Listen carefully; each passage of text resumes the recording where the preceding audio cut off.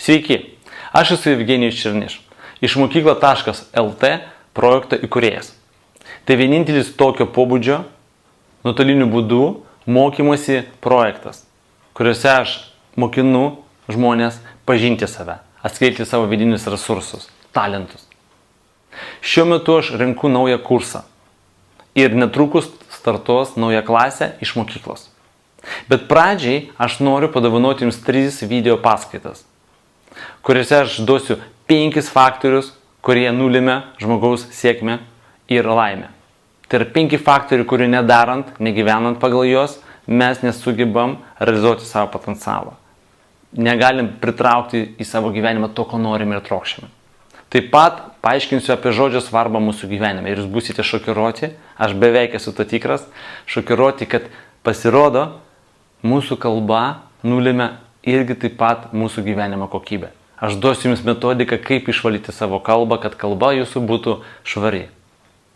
Duosiu jums testą, kaip pažinti save ir jūs suvoksite, suprasite, išanalizuosite save ir pamatysite, kad jūs galite daug daugiau gauti energijos, jeigu žinosite, koks jūs žmogus esate.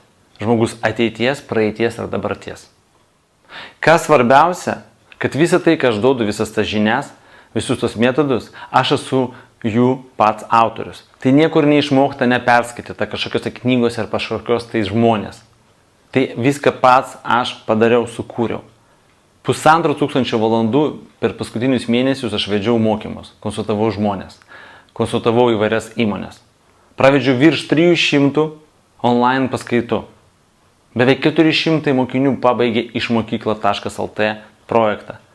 Gavo sertifikatus ir išmoko valdyti savo gyvenimą. Susitvarkė su savo vidiniam energijom ir emocijom.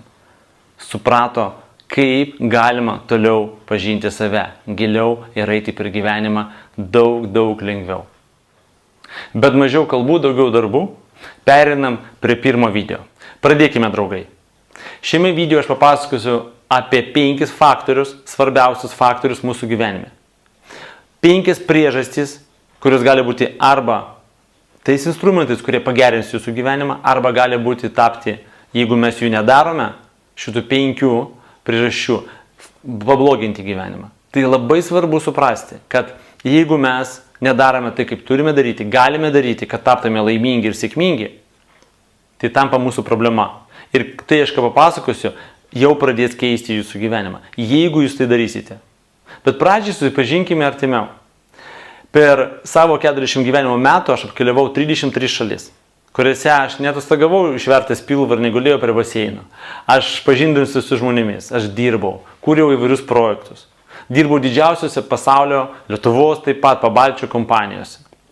Aš nuo 17 metų visada kažkom užsiimdavau. Į visą tai, ką aš jums duodu, yra pagrįsta mano asmeninė patirtimi. Tai yra, aš esu tik praktikas. Jokios teorijos, jokios kažkokių tai tekstų žinių išmoktų knygos ir pasakosiu iš jums. Viskas tai išbandyta. Ir 1000, 10 tūkstančių, 100 tūkstančių peržiūrų YouTube pamokų. Tai yra tie visi mokiniai, kurie ateina, seminarai, kelionės po pasaulį, parodo, kad tai veikia. Ir aš garantuoju rezultatą. Jums tik reikia daryti, naudotis tą informaciją ir tomis žiniomis, kurias aš duodu. Taigi, pereinam šiek tiek apie mano patirtį, papasakosiu. Aš vėl per paskutinius 12 mėnesių pravedžiau virš 1500 valandų mokymų, įvairių konsultacijų su žmonėmis asmeniškai įmonėm. Virš 300 online pamokų. Beveik 400 mokinių pabaigė iš mokyklos projektą. Tai tik tai maža dalelė, kiek aš darau. Bet klausimas toksai, kuris iškylo ir turbūt jums, ir jūs turbūt žiūrite su įtarimu mane, sakys, Evgenijau, nu ką tu šneki, aš visą tai girdėjau ir aš sakysiu, kad jūs teisūs. Jūs teisūs tame, kad 10 tūkstančių, milijonai tūkstančių seminarų, video įrašų, knygų parašyta. Kaip tapti sėkmingų, sveikų, gražių. Bet 95% žmonių, o čia yra statistika, nėra patenkinti savo gyvenimą. Jie sako, ne, aš noriu dar blogiau, man nepatinka, man nepavyksta, kas negerai su to pasauliu. Pasakysiu jums pamatinę informaciją. Pamatinė tai yra pamatas, ant ko mes stovime. Ant ko mes stovime? Ant 2 kojų. Viena koja yra dvasingumas. Antra koja yra materialumas. Supraskite, kad yra dvasingumas, tai yra vidinė energija, emocija, žinios. Tai yra džiaugsmas, informacija, sugebėjimai, tai energija. Mes negalime pačiupinėti laimės. Bet yra materialumas, tai sveikas kūnas, tai yra pinigai, namas, automobilis, projektai, darbai. Problema pas mus būna, kada pas mus disbalansas yra. Tai yra viena koja trumpesnė už kitą. Jūs turite stebėti tai. Jūs turite stebėti ir stengtis, kad jūsų materialumas, dvasingumas būtų pusiausvėra, kad būtų visų kojytės būtų vienodos. Tada jūs greitai lėksite, eisite, bėgsite per savo gyvenimą. Kitaip jūs būsite kaip šlubas. Tai yra ne jokas, tai yra labai svarbi informacija, kurį jūs stenkitės priimti ir pritaikyti savo gyvenime. Todėl, kad turėjimas daug žinių, bet nepritaikydamas jos praktikoje, įveda mane ką? Į disbalansą. Ir mano viena koja tampa trumpesnė už kitą. Jeigu aš daug dirbu, bet nelavinu savęs, neieškau žinių, kaip aš galėčiau mažiau dirbti, bet daugiau uždirbti, tai irgi ta pati problema. Ir aš šlubodamas einu per gyvenimą. Visiems linkiu susifokusuoti į tą pusiausvyrą. Pažiūrėti, kaip jūsų kojas ir kaip jūs einat per gyvenimą. Tai padaryti įmanoma, patikėkit manimi. Tik tai reikia to mokintis, to norėti. Taigi, pereinam prie pirmo punkto. Tai yra pusiausvyra ir balansas. Tai yra dėsnis, tai yra visatos dėsnis. Supraskite, kad yra dėsniai, kurie nenumaldomai veikia kiekvieną iš mūsų. Toks dėsnis kaip inercija. Jūs visi žinote, kad jeigu vairuojate automobilį, jūs negalite iš karto jo sustabdyti. Turi praeiti kažkiek laiko ir kažkoks tai atstumas, kol inercija sustos. Nes yra masė, yra greitis. Tai yra dėsnis. Inercijos dėsnis toks pat kaip ir, pavyzdžiui, gravitacijos dėsnis, kur jūs negalite sakyti, aš skaitau, kad gravitacijos dėsnio nėra ir galiu šokti iš 10 aukšto ir man nieko nebus. Ne, jūs susižalosit. Jūs dabar nusišypsot, bet įsivaizduojat, kad yra dėsnių, kurių jūs nežinote. Kur jūs nežinote, kaip pagal juos gyventi, o aš jums galiu papasakoti, atskleisiu. Ir šiame video aš atskleisiu jums 3 dėsnius. Bet jų yra daugiau, aš juos mokinu iš mokykloje. Ir jų nežinoti, tai ir žaloti save. Kaip nežinoti, kaip vairuoti automobilį. Kad yra raudonas šviesoforas, žalias, kad yra pėsčiųjų perėjos, kad yra kiti eismo dalyviai. Ir mes taip gyvenam, žalodami save, nes neturime tų žinių. Todėl pusiausvyra ir balansas tai yra labai svarbu. Mūsų gyvenime tai yra svarbiausias dėsnis. Nes tai, ką duodi, tau grįžta. Tai, kas tau ateina, tu būtinai turi kažkaip kompensuoti, atiduoti. Todėl, kad turi būti pusiausvyra ir balansas. Gauni, duodi. Duodi, būtinai turi gauti. Tai nepriklauso nuo mūsų, nes taip turi būti. Jeigu jūs manote, kad jūs turite duoti ir nieko negauti, jūs pažeidinėjate šitą dėsnį ir nukentėsite. Todėl daug žmonių gerų, jie taip mano, bet neturint į savyje to suvokimo, nukenčia, nors daro gerus darbus, bet nieko negauna atgal, neprašo, nereikalauja. Kiti kaip tik būna egoistai, nieko nenori daryti, nori tik gauti, irgi nėra laimingi. Va čia yra esmė, kad mes turime suprasti, kaip yra, kaip turėtų būti. Todėl, kai jūs turite žinių, ir netaikote jas praktikoje, tai yra disbalansas. Tai nėra pusiausvyros jūsų gyvenime. Arba jūs daug dirbat vėlgi, bet nelavinat savęs. Stebėkite tai. Dabar apžiūrėkite savo visą gyvenimą, aplinką ir pažiūrėkite, ar tikrai jūs nieko neišnaudojat. A mes jaučiam viską, mes turim sąžinę, mes jaučiam, kad aš per daug iš to žmogaus imu, aš per daug noriu, aš per daug reikalauju. Tai yra disbalansas. Atstatykite jį, įveskite pusiausvyrą. Subalansuokite santykius, energiją, finansus. Stenkitės. Todėl, kad jūs turite ieškoti to auksinio vidurkio. Jis yra tikrai. Ir tai yra esmė, kad mes esam tokie kaip žmogus, kurio kūno temperatūra yra 36 ir 6. Tai yra auksinis vidurkis, tai yra balansas ir pusiausvėra. Bet gali būti 40, aš sirgsiu. Arba 35, sušalęs. Aš galiu valgyti ir persivalgyti. Arba nedavalgyti, likti alkanas. Tai irgi taip pat. Todėl paieška auksinio vidurkio yra svarbiausias dalykas. Jo neįmanoma surasti. Jį galima tik tai pastoviai ieškoti ir stengtis jame išbūti. Ir patikėkit, tai įmanoma. Ir kuo daugiau jūs būsite tame, tuo greitesnis greitis jūsų vystymosi, realizacijos, projektų, džiaugsmų, laimės vis daugiau ir daugiau. Antras punktas. Tai yra žinios. Žinios. Čia jums jau irgi kelia turbūt šypseną, sakys Evgenijau, mes žinome tai, mes žiūrime video, skaitom, lavinam, vaikštom seminarus, šaunuoliai. Jeigu jūs tai darote, jūs tikrai tai darote, nes žiūrite šį video irgi taip pat, nes jūs esate tie, kurie augat, bet yra žinios, kurios gerina gyvenimą, yra žinios, kurios blogina gyvenimą. Taip? Mūsų užduotis atrinkti tai, kas gerina mūsų gyvenimą, veda į priekį. Mes dažnai gaunam žinias, kurios mus blogina mūsų gyvenimą, kurios kenkia mums. Ne visos žinios ir mums reikalingos. Ar reikalingos žinios, kur ten kas ką nužudė, papjovė, koks bankrotas, tai mūsų nepagerina mūsų gyvenimą. Jeigu žmonėms dažnai atrodo, kad jeigu žinosi, kaip blogai gyventi, tai man tai kažkaip tai padės. Ne.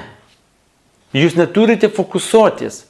Jūs turite ieškoti gerų žinių, kaip geriau gyventi, būti laimingų, sėkmingų, turėti geresnius santykius, jaustis daugiau laimės viduje. Tokios žinios gerins jūsų gyvenimą. Nesukelti euforiją, o ieškoti žinių, kaip tapti sveikų, energingų, turtingų, bet kokių jūs norite būti. Jokios žinios, kurie sako, kaip bloga gyventi, statistika tokia, atsitinka tai, žmonėms labai retai pasiseka, tik mažas procentas laimingas. Ką ta informacija jums padėjo? Niekom. Ir dar jūs žlugdė. Eliminuokit visą tokią informaciją iš savo gyvenimo. Nereikia jums tokių žinių. Geros žinios gerina gyvenimą. Blogos žinios blogina gyvenimą. Todėl jūs turite ieškoti dar kitas punktas naujausių žinių. Nes senos žinios tai yra praeito amžiaus, dar kažkos, tai jas dabar neveikia. Dabar 21 amžius. Dabar naujausios technologijos, galimybės. Žmogus turi neribotą potencialą daryti, ką nori. Keliauti po visą pasaulį. O mes sėdim ir mokinamės pagal žinias, kuriam yra 500 metų, 1000 metų. Tai mūsų gyvenimo gali irgi nepagerinti. Nebent jūsų toks pasirinkimas. Bet aš manau, jūs norite daugiau. Jūs norite keliauti, būti laimingi, turėti daug draugų, turėti galimybės daryti, ką norite. Todėl jūs turite ieškoti naujausių žinių. Trečias punktas.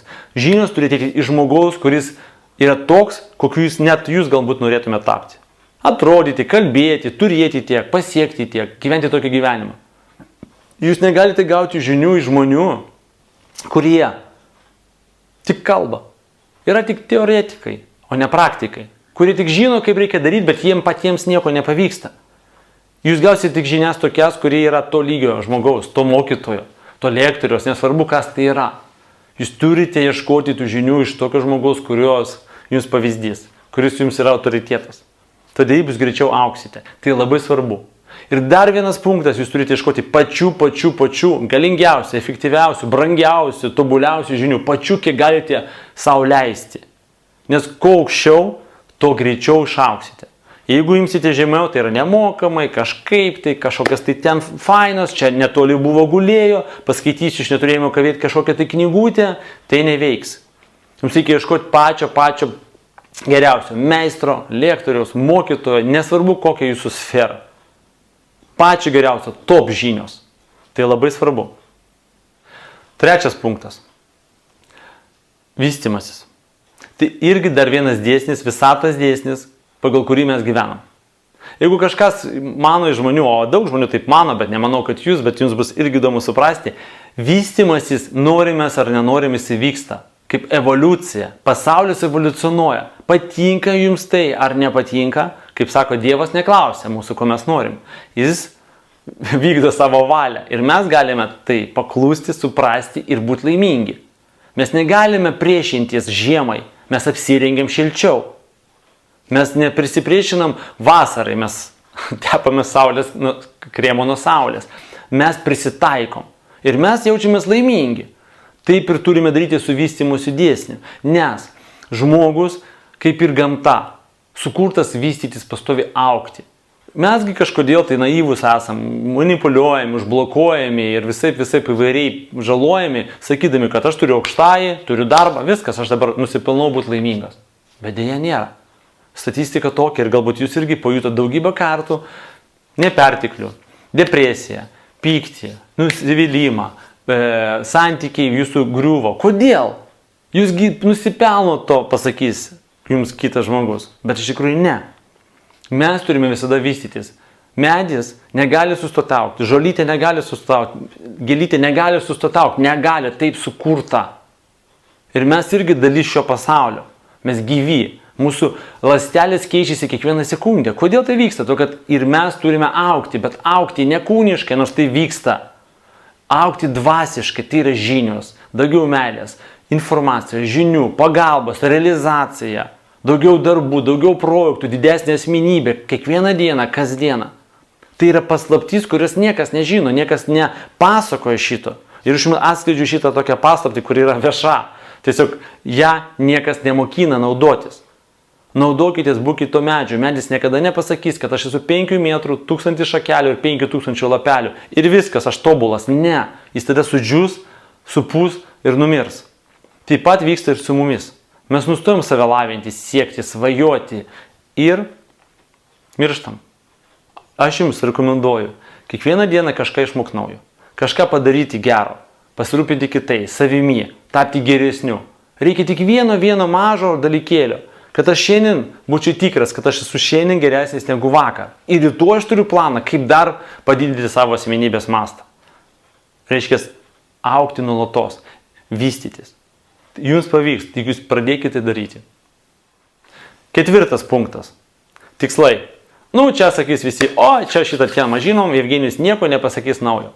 Aš žinau, kas yra tikslai, aš vedęs irgi ne vieną seminarą ir aš pasakoju labai apie tai plačiai, bet šiame video, aišku, aš tiek nepapasakosiu. Pas mane yra susijęs civilizacija testas, yra pas mane visas mokslas, kaip pažinti save, kaip pasiekti savo tikslų, kaip sukurti savo naujo gyvenimą. Visas mokslas, aš tom dirbu, aš tai darau. Bet čia aš pakalbėsiu apie tai, kas yra tikslas ir kodėl jis būtinas. Kažkas galbūt pasakys, ko tikslų nereikia, nėra. Jūs turite tikslą, neturite tikslų. Tai yra iliuzija. Ir kai jūs sakote, mano tikslas neturėti tikslų, kas būna su jumis? Jūs negaunate energijos. Todėl, kad tikslas reikalingas tam, kad jūs gautumėte energiją. Jeigu sakysite, aš neturiu tikslų, aš galiu garantuoti 100%, kad jūs neturite energijos. Jūs turite energijos šokti, džiaugtis, daryti, nenorit nieko veikti, nes nėra tikslų, nėra svajonių, nėra vizijų, nėra misijos. O jūs turite ją turėti. Ir todėl, kai jūs turite tikslą, jūs gaunate energiją. Tik vieną mažytę sąlygą, mažytę. Žinot, kai aš pasakoju, kad yra viena koja dvasinė, tai yra mano noras, ketinimas, žinios, ką aš noriu daryti, svajonė. Ir materialiai, tai yra daryti. Jums reikia padaryti tikslą ir padaryti žingsnį. Vis tiek reikės padaryti žingsnį ir jūs gausite energijos. Tai yra pagalba, informacija, pradėsite sutikti tos žmonės, kurie irgi reikalingi jums pasiekti jūsų tikslą. Jums reikės padaryti žingsnį. Tai yra dvasingumas, priimti sprendimą ir materialumas padaryti kažką dėl to. Todėl labai paprasta, bet tuo pačiu labai sudėtinga visą laiką tame gyventi. Bet tai įmanoma išmokti. Kai jūs pasikeisit, jūs pamatysite, kad visi tikslai jūsų gali būti įgyvendinti. Tai nuostabus jausmas ir suvokimas. Dar pasakysiu svarbų dalyką, kad jeigu jūs neturite tikslų, jūsų energiją ne tik negaunat, iš jūsų ją paima, jinai dingsta. Nes jinai atitenka tiem, kurie turi tikslų, turi vizijų. Ir todėl vieni labai vargšai, o kiti labai turtingi, todėl kad taip vyksta. Todėl kad taip bandoma subalansuoti. Todėl kad būkite geri, nebijokit, svajokit, darykit, rašykite jos, siekite, dalinkitės ir jūs gausite daug energijos. Pamatysite, kaip taip veikia. 5. punktas. Labai įdomus. Kas aš? Čia labai geras klausimas, bet neinam į ezoteriką, einam į paprastus atsakymus. Kas aš esu? Kodėl man reikia tai žinoti? Man reikia tai žinoti dėl to, kad jeigu aš nežinau, kas esu, tai aš nepaskleidžiu apie save žinią visatai. Nepaskleidžiu žinią visiems. Ir pas mane neteina tie žmonės, įvykiai, galimybės, kuris atitinka būtent mane, koks aš esu. Aš žinau, kad aš Evgenijus, vyras, sveriu kažkiek kilogramų, darau kažką, bet ar tai viskas, ką aš žinau apie save? Ne, aš žinau, kokius aš turiu talentus, kokias galimybės, kokias mano svajonės. Tai yra, kas aš esu, kas aš. Ir kiekvienas iš jūsų, kiekvienas iš žmogus turėtų aiškintis kiekvieną dieną, kas aš esu. Todėl aš sukūriau iš mokyklą, tam, kad atskleisti tos talentus, potencialus, aktyvizuoti tą energiją, išmokinti jūs metodikos ir technikos, kaip jūs galėtume save pažinti, rasti save tiek daug visko. Ir aš džiaugiuosi, kad tai pavyksta mano mokiniams. Reiškia, pavyks ir jums. Todėl jūs turite būtinai įleisti į save giliai. Pažinti savo blogas pusės, pripažinti jas, pažinti, aktyvizuoti, didinti geras pusės. Ir visą laiką domėtis, kas aš esu, ką aš galiu, ką aš sugebu, ką aš noriu, kaip aš jaučiuosi. Jūs turite ieškoti žinių, informacijos, metodų, mokytojų, knygų, kurie padeda jums pažinti save. Kad jūs suprastumėt, kas aš, ką aš galiu geriausia, kur mano unikalumas, kaip aš galiu būti naudingas žmonėms. Ir tada tai, o jūs žinote, balansų ir pusiausvyros dėsnį. Kuo daugiau duodi, tuo daugiau grįžta. Viskas labai paprastai ir logiškai. Tik reikia pasikeisti. tapti naujos eros žmogumi, kuris gali būti sėkmingas, laimingas, realizuotas, laisvas, turtingas. Jūs visą tai galite. Šis video jau baigėsi, bet aš noriu pasakyti jums dar vieną momentą, svarbų momentą. Kodėl 5 faktoriai? Kodėl 5 punktai? Todėl, kad mūsų gyvenimas yra įvairus. Ir aš visada stengiuosi duoti koncepciją, o ne fragmentuotai. Ir šito video koncepcija yra kaip 5 pirštai jūsų rankos. Jeigu jūsų 5 pirštai gerai lankstosi, jie yra sveiki, jūs galite ištiesti padėti kažkam, jūs galite pasisveikinti, jūs galite kažką sukurti. Bet jeigu pas jūs gyvenime yra tik vienas pirštas, ką jūs galite padaryti su juo? Todėl koncepciją reikia suprasti, negalima išdarkyti savo gyvenimą, kad pas mane tik pinigai, viskas kitas aš nusipirksiu, netiesa. Kad pas mane svarbu santykiai, o viskas kitas nesvarbu, netiesa. Jūs būsite nelaimingas. Jums reikia bendro vizijos, gyvenimo, bendros koncepcijos, kaip turėtų būti. Todėl visus kviečiu pažiūrėti visus mano video, kur aš siųsiu jums į paštą. Aš jums po truputuko skleisiu vis daugiau informacijos ir žinių. Būtinai taikykit savo gyvenimą ir jūsų gyvenimas pradės keistis. Ačiū ir iki.